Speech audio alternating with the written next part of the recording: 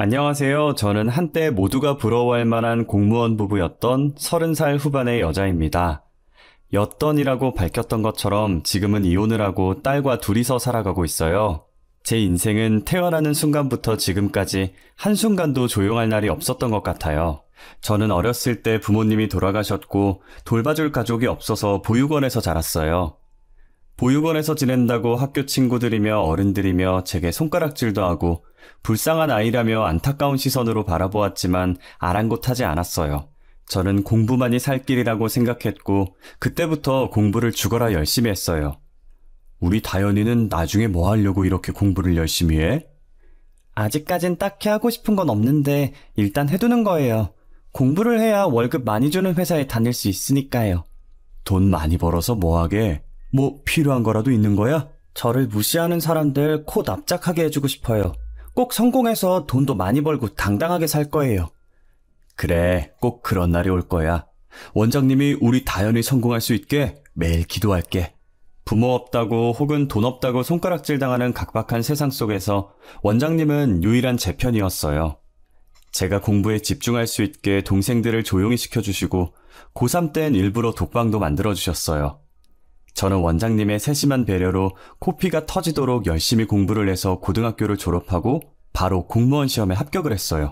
원장님, 저 공무원 시험 합격했어요.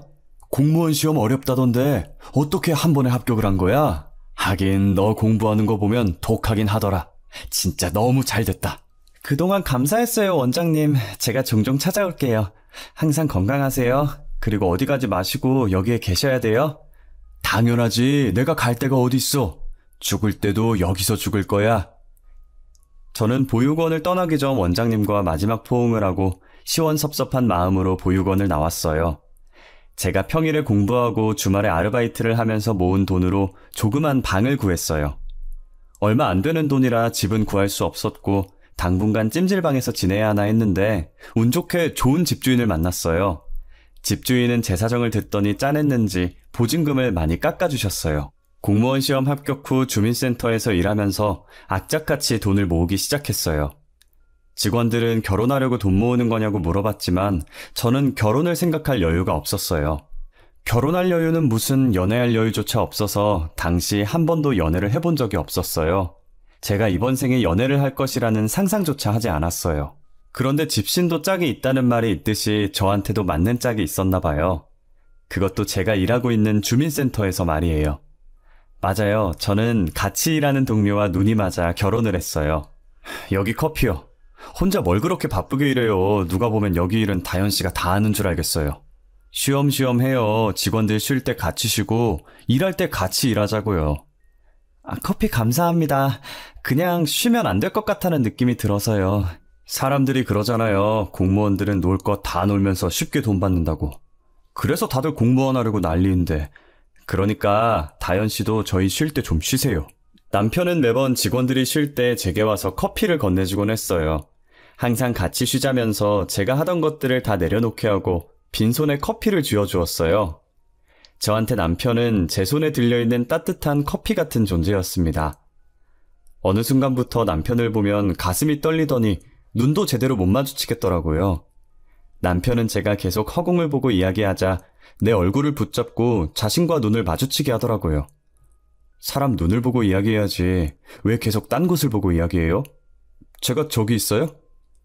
그런 게 아니라 너무 떨려서... 뭐라고요? 잘 안 들려요. 그렇게 작게 말하면 제가 어떻게 알아들어요. 다시 말해봐요. 방금 뭐라고 했어요? 지성씨만 보면 떨린다고요. 됐어요? 저의 갑작스러운 고백에 남편은 아무 말도 못하고 제 얼굴을 잡은 채로 눈만 꿈뻑이더라고요. 그래도 직원들이 간식 사러 다 밖에 나가서 없는 상태라 제 고백을 들은 사람은 남편뿐이었어요. 타이밍 절묘하게 제가 고백을 하고 30초 뒤에 직원들이 우르르 들어오더라고요. 둘이 뭐해? 지성씨는 왜 다현씨 얼굴을 붙잡고 있어? 둘이 뭐야? 제 눈에 뭐가 들어가서 지성씨가 불어주고 있었어요. 에이, 그런 거였어?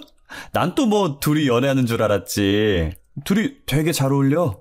맞아요. 두 분 진짜 잘 어울리세요. 가끔 직원들끼리 두 분 사귀었으면 좋겠다고 얘기하고 그랬는데. 직원들의 말에 저희 둘은 빠르게 떨어졌고 각자 자리에서 일하는 척했어요. 그날은 어찌나 시간이 느리게 가던지 퇴근까지 2시간 남았는데 마치 2년이 남은 것 같았어요. 저는 퇴근 시간 되면 바로 튀어나가려고 10분 전에 미리 짐을 챙기고 있었어요.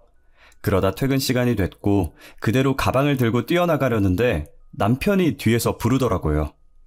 저는 그대로 굳어서 대답도 안 하고 가만히 앞만 보고 서 있었어요. 뒤에서 누군가 다가오는 소리가 들렸고 남편이 제 옆으로 와서 멈추더라고요. 가만히 서서 뭐해요?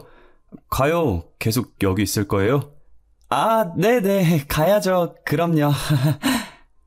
저는 남편의 말에 어색하게 웃으면서 뒤를 따라갔어요. 남편을 따라 도착한 곳은 회사 근처에 있는 산책로였어요. 남편이 앞에 있는 벤치에 앉더니 자신 옆에 앉으라는 듯 손으로 옆자리를 툭툭 치더라고요. 괜히 민망하기도 하고 어색하기도 해서 쭈뼛거리면서 남편 옆에 앉았어요. 저 좋아한다고 고백할 땐 언제고 왜 갑자기 저를 피해요? 제가 언제요? 저 좋다고 고백한 적은 없었거든요. 피한 적은 더더욱 없고요. 나보면 떨리는 게 좋아하는 거 아닌가? 그럼 저 싫어해요? 아니요, 누가 싫어한대요. 그냥 고백한 건 아니라는 거지. 저는 다현 씨가 너무 좋은데.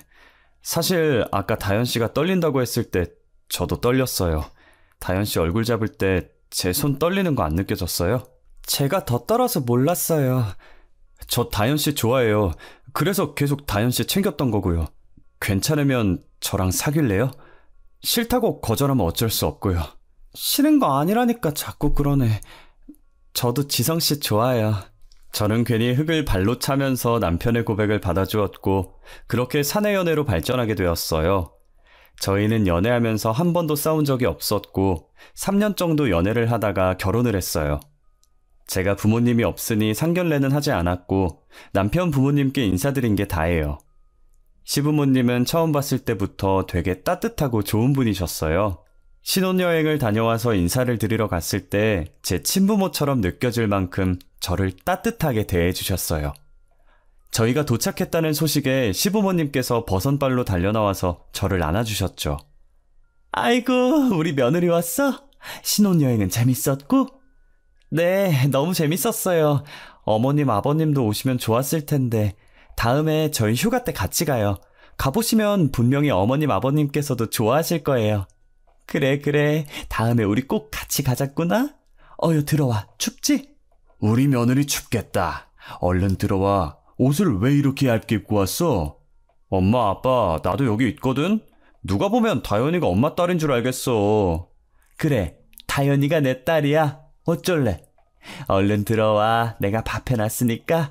저는 그런 시부모님을 저희 부모님이라고 생각하고 남편보다 더 효도하면서 행복하게 살았어요. 시어머니는 애교 많은 저를 좋아해 주시고 시아버지도 아들인 남편보다 저를 더 좋아하셨어요. 호칭도 며느리에서 딸로 바뀌었고 저도 어머님 아버님에서 엄마 아빠라고 바뀔 정도로 잘 지냈어요. 시집살이도 전혀 없었고 오히려 시어머니께서 자처해서 며느리살이를 하셨어요. 그렇다고 제가 막 어머님을 부려먹는다는 건 아니고 퇴근 시간 다 와갈 때 저희 신혼집에 오셔서 밥도 해주시고 제가 밥 먹는 동안에 집안일도 해주셨어요.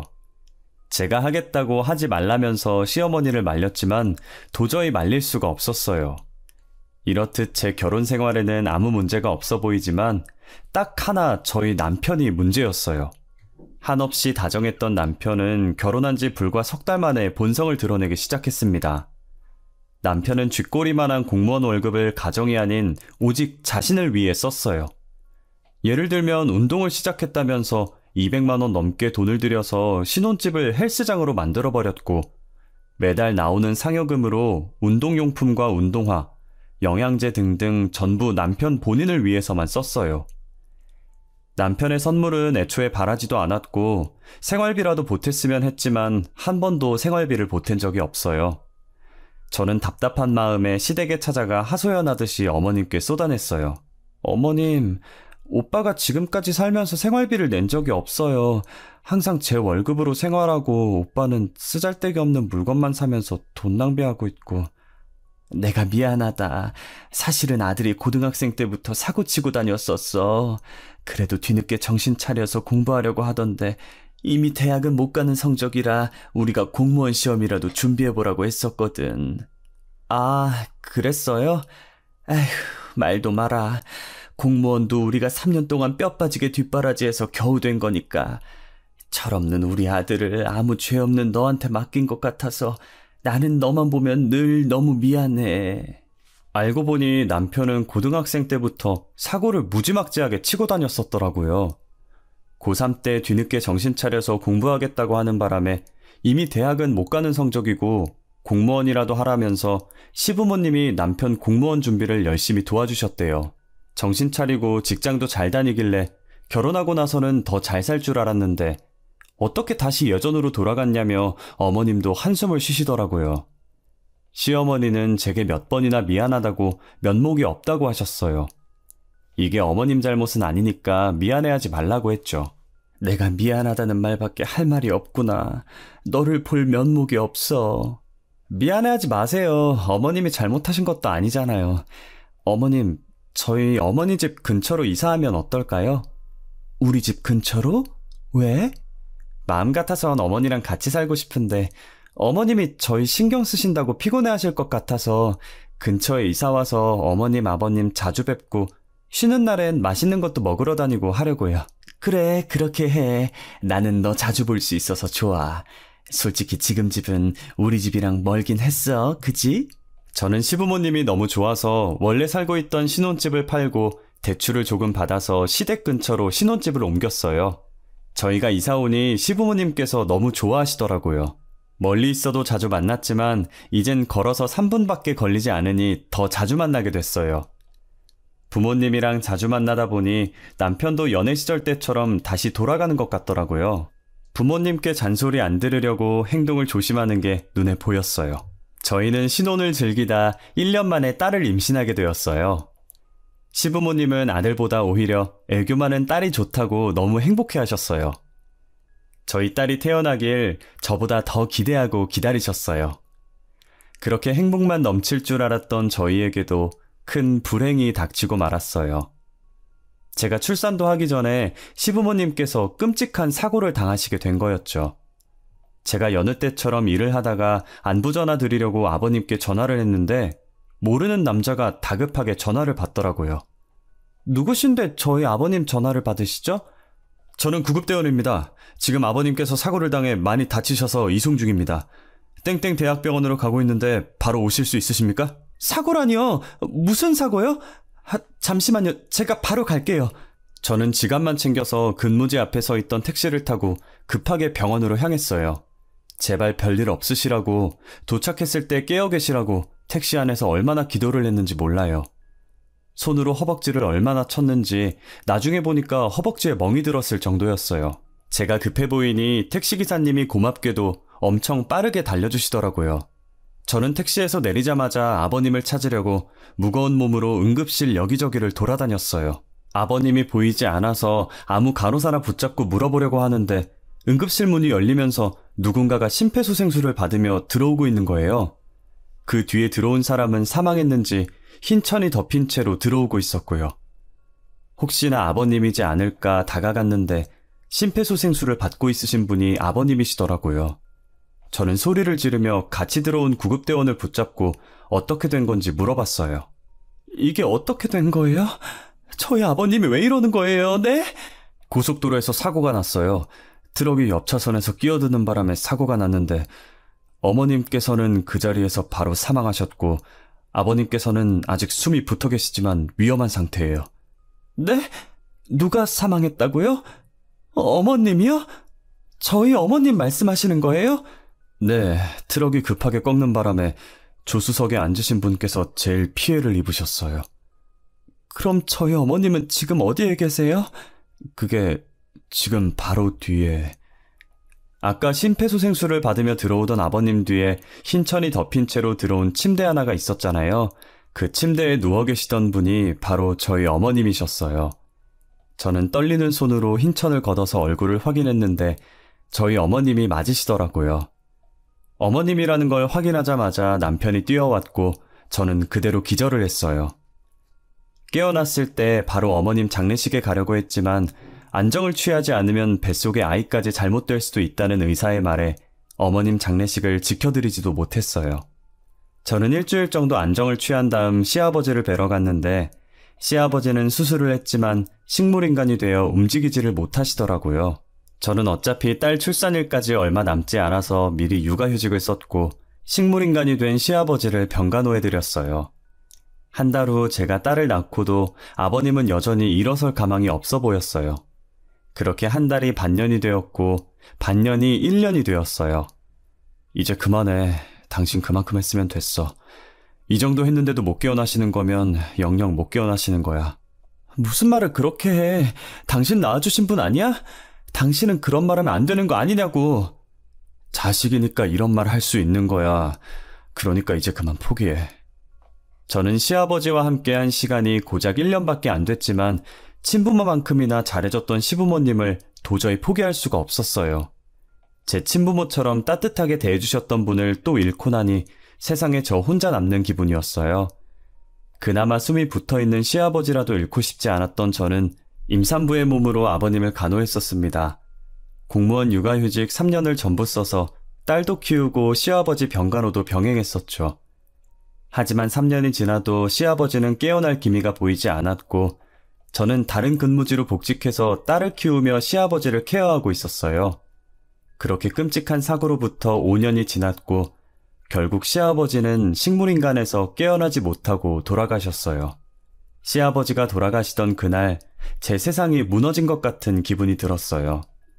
무슨 정신으로 장례식을 치렀는지 모르겠어요. 지금도 그때 생각해보라고 하면 기억이 통째로 날아가고 없어요. 장례식을 치르고 나서 정말 어이없는 일이 일어나서 그 일 때문에 더 기억을 못하는 것 같기도 해요. 남편은 장례식을 마치고 집에 돌아오자마자 안방에 들어갔다 나오더니 제 얼굴에 종이를 던지더라고요. 주울 기력도 없어서 떨어진 종이를 내려다보니 합의이혼서라는 5글자가 떡하니 적혀있는 거예요. 합의이혼서? 이게 뭐야? 이걸 갑자기 나한테 왜 던져? 그것도 얼굴에. 적힌 그대로야, 합의이혼서. 우리 이혼하자. 이미 내 인적사항은 다 적어놨어. 당신 거만 적으면 돼. 갑자기 이혼이라니? 내가 당신이랑 왜 이혼을 해야 하는데? 나 잘못한 거 없어.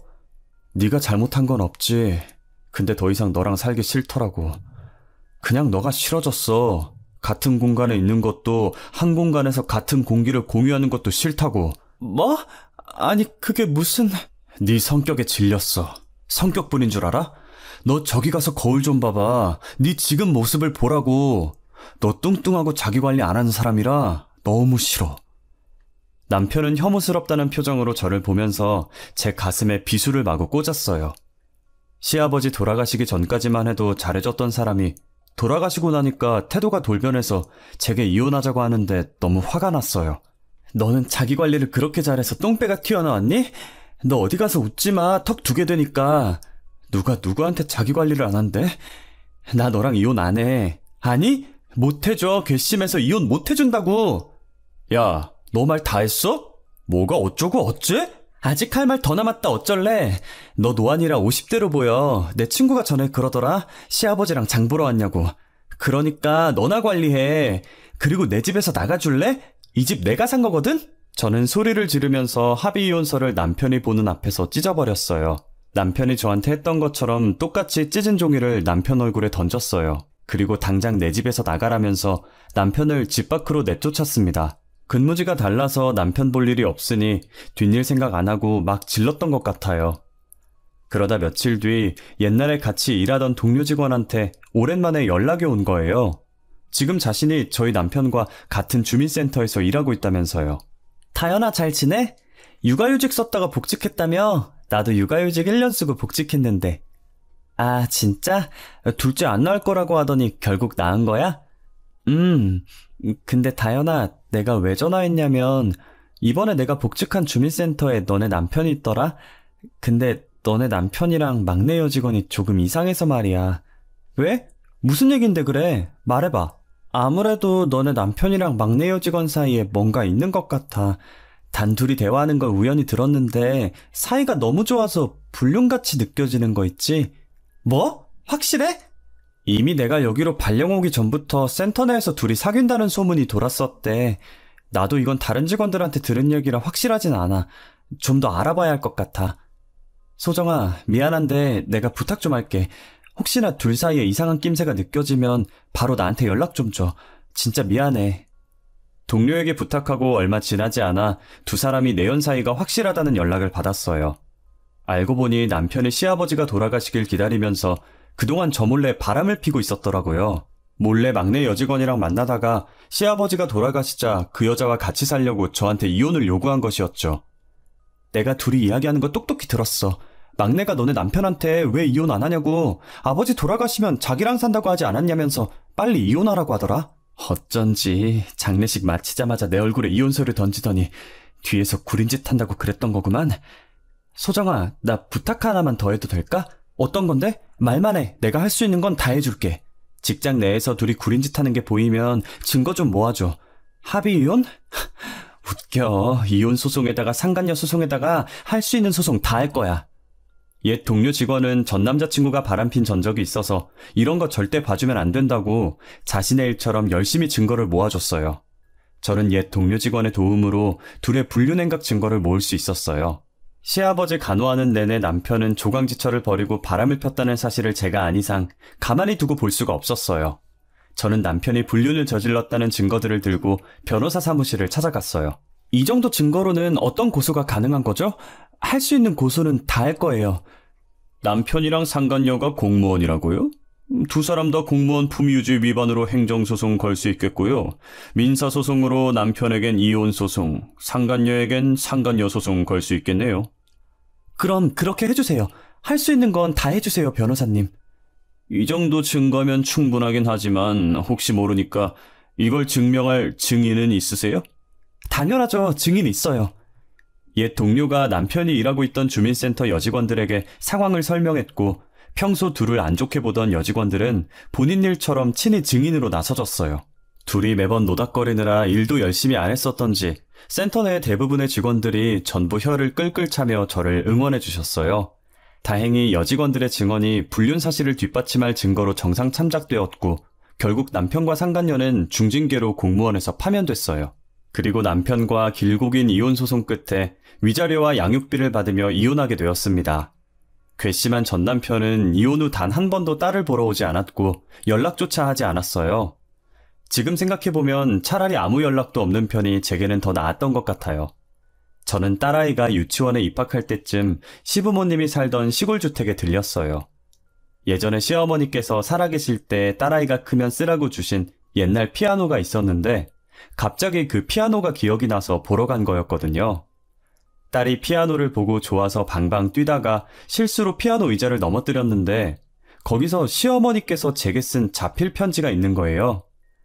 타연아, 못난 우리한테 와줘서 너무 고마워. 만약에 우리가 잘못돼서 세상에 없거든 너가 이 집에서 살아줬으면 한다. 소중한 내 딸, 항상 고맙고 미안하다. 시어머니는 시골집을 제게 상속하겠다는 유언장과 함께 공정증서를 남겨두셨어요.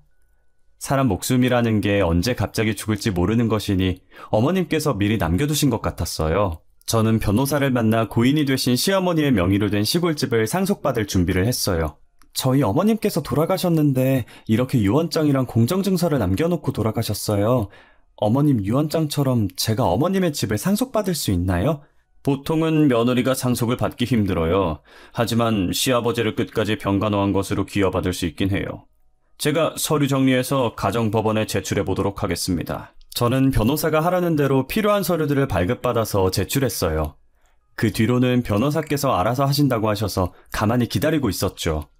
그런데 어떻게 알았는지 전 남편이 돈 냄새를 맡고 제게 연락을 했더라고요. 너 우리 엄마 집 상속받아? 네가 왜 우리 엄마 집을 상속받는데? 우리 엄마랑 피도 안 섞인 남주제 왜 네가 받냐고. 그럼 네가 받아야 되니? 양심이라는 게 조금이라도 있으면 이런 말 하면 안 되지. 네 가슴에 손 얹고 생각해봐. 그동안 시부모님한테 네가 어떻게 했는지. 내가 뭘 어쨌는데. 나 아무것도 안 했어. 아무것도 안 한 게 죄야. 살아생전 부모한테 효도 한 번 안 했으면서 어디서 재산 받아갈 생각을 해. 너 다시는 나한테 연락하지 마. 알겠어? 저는 혼자서 시아버지 병간호한 것이 인정되어 어머님이 남기신 시골집을 상속받을 수 있었어요. 하지만 전 남편은 이 판결을 인정하지 못하겠는지 제게 유류분 반환 청구 소송을 걸었더라고요. 다행히 1심과 2심 전부 시어머니가 돌아가신 지 5년도 더 넘어서 남편이 패소를 했고 현재 저는 넓은 시골집에 이사와서 딸과 함께 살고 있어요. 그런데 요즘 따라 제게 모르는 번호로 계속 연락이 오는 거예요. 혹시나 남편일까 싶어서 안 받으려다가 고민 끝에 받아보면 죄다 부동산 직원들이더라고요. 안녕하세요. 하늘부동산입니다. 혹시 이다연 씨 맞으실까요? 네, 제가 이다연인데 부동산에선 어쩐 일로 저한테 연락을 주신 거죠? 다름이 아니라 이다연 씨가 현재 살고 계신 집 주변에 재개발이 돼서 땅값이 많이 올랐어요. 다른 사람들이 돈을 조금 더 얹어서 이다연 씨 집을 사고 싶다고 하는데 혹시 파실 생각 있으신가요? 그래요? 아니요, 저는 팔 생각 없습니다. 이거 정말 좋은 기회거든요. 이다연 씨 집 위치가 너무 좋아서 현재 땅값에서 30% 더 얹어주시겠다고 하시는데 정말 생각 없으세요? 이거 놓치면 언제 또 기회가 올지 몰라요. 저는 얼마를 더 얹어주든 팔 생각 없어요. 그럼 이만 끊겠습니다. 부동산에서 계속 집 팔라고 연락이 왔지만 시어머니께서 제게 유언으로 딸아이와 살라고 하셨기 때문에 저는 시어머니 유언대로 절대 팔지 않고 딸이 어른 될 때까지 여기서 살 예정이에요. 제가 죽는 순간에도 어머니 집에서 눈 감을 생각입니다. 다행히 딸이 치료를 열심히 받은 덕분에 지금은 자폐증이 그리 심해지지 않았어요. 아무래도 자폐증은 완치가 없다 보니 다른 아이들과는 확실히 달랐어요. 그래서 유치원에 보내면서 걱정을 많이 했는데 제 걱정과 달리 순박한 시골 아이들이 저희 딸을 잘 챙겨주더라고요. 아이들에게 너무 고마워서 가끔 저희 집에 초대해서 맛있는 것도 많이 해주고 있어요. 저는 앞으로 저희 딸을 위해서 살려고 해요. 제게 가족이자 1호 보물은 딸이에요. 늘 지금처럼 건강하게만 자라주었으면 좋겠네요. 여기까지가 제 사연입니다. 들어주셔서 감사합니다.